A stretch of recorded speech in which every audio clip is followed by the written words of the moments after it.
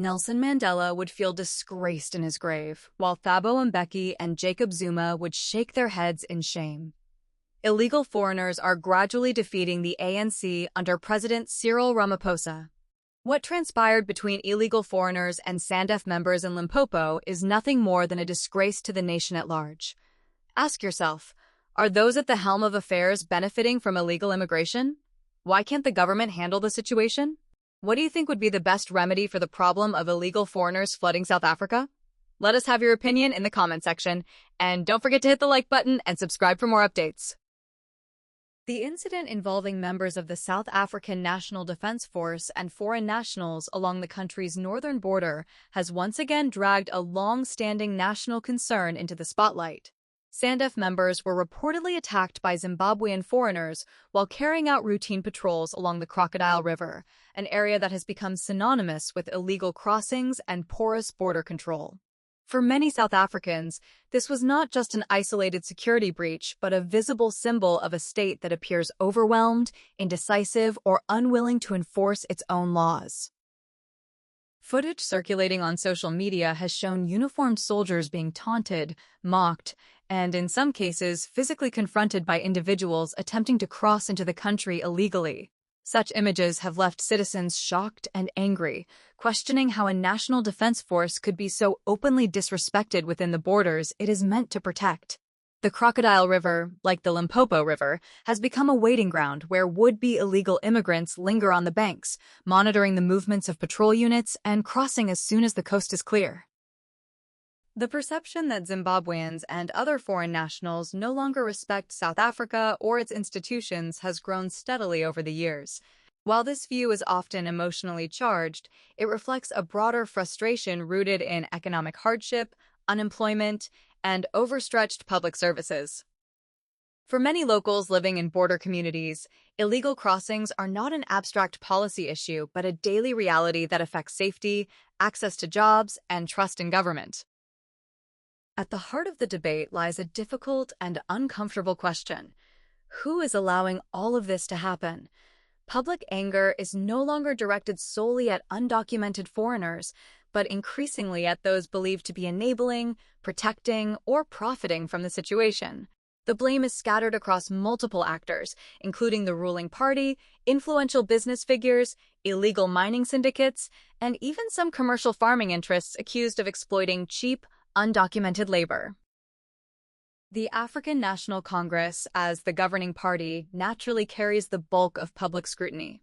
Critics argue that years of weak border management, inconsistent immigration enforcement, and internal political distractions have created an environment where illegal immigration thrives.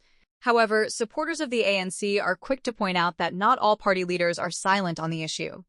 The Limpopo premier, who is an ANC member, has been particularly vocal about the dangers posed by unchecked illegal immigration and has repeatedly called for decisive action.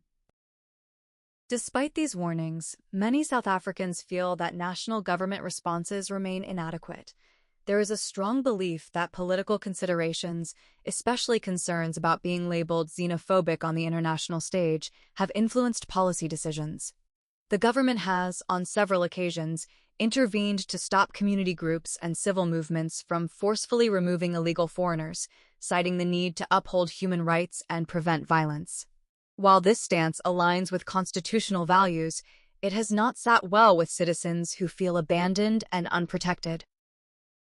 Movements such as Operation Doodle emerged from this frustration, positioning themselves as grassroots responses to state failure. Their supporters argue that these groups stepped in where the government did not, attempting to defend local jobs and communities. However, their actions were met with strong resistance from authorities, and in many cases, their efforts were described as futile. The clampdown on such movements has deepened public resentment, with many interpreting it as the state choosing optics over solutions. Beyond politics and activism, economic interests form another layer of the problem. There is a widespread belief that some businessmen, white farmers, and illegal mining kingpins benefit directly from the presence of undocumented foreigners. By employing workers without proper documentation, these actors can pay extremely low wages, avoid labor regulations, and escape accountability. Illegal mining operations, in particular, are often linked to cross-border criminal networks that rely heavily on undocumented labor to sustain their activities. These economic incentives create a powerful pull factor, drawing desperate individuals across dangerous rivers and through unsecured border points. As long as there is demand for cheap, unregulated labor, enforcement alone may struggle to curb the flow. This reality complicates the narrative, shifting part of the responsibility from the migrants themselves to those within South Africa who exploit their vulnerability. The impact of illegal immigration is felt most sharply in public services. Clinics, hospitals, schools, and housing systems in many provinces are already under immense strain. Communities frequently complain about overcrowded facilities, longer waiting times, and competition for limited resources. In this context, the warning issued by Limpopo Premier Dr. Fofi Ramathuba resonates strongly. She has warned that the unchecked influx of undocumented foreigners threatens a spectacular collapse of South Africa's public services and social stability, a statement that reflects growing anxiety within government itself. Such a warning is not merely rhetorical. It speaks to a future where social tensions could escalate if the state fails to regain control of its borders and immigration systems. When citizens perceive that the rule of law is selectively applied or easily bypassed, trust in democratic institutions erodes. The confrontation between SANDF members and illegal foreigners, therefore, is not just about border security, but about the credibility of the state. At the same time, any meaningful solution must balance enforcement with humanity. South Africa's history of struggle and its constitutional commitment to human dignity complicate simplistic calls for mass deportations or violent crackdowns. Many undocumented foreigners are fleeing economic collapse, political instability, or social hardship in their home countries. Ignoring this reality risks replacing one crisis with another. However, acknowledging these factors does not absolve the government of its responsibility to act. Stronger border management, clearer immigration processes, faster asylum adjudication, and tougher penalties for employers who exploit undocumented labor are all measures that have been discussed repeatedly. What frustrates many citizens is not the lack of ideas, but the lack of visible, sustained implementation. The SANDF's presence at the borders was meant to signal seriousness, yet incidents like the one in Limpopo undermine that message.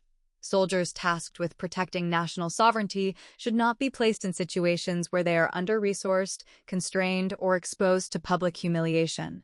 Restoring discipline and authority at border points is essential, not only for security, but for morale within the defense force itself. Ultimately, the illegal immigration debate reflects deeper questions about governance, accountability, and national priorities. South Africans are not only asking who is crossing the borders illegally, but who is benefiting from their presence and why decisive action has been so slow. As economic pressures mount and social cohesion weakens, the cost of inaction continues to rise. The government can do better and help the country escape the cycle of constant infiltration and reactive responses. Early, firm, and transparent action could prevent the situation from deteriorating further. As many have pointed out, the earlier the intervention, the better the outcome. Whether the current leadership will rise to the challenge remains to be seen, but the message from the public is clear. The status quo is no longer acceptable.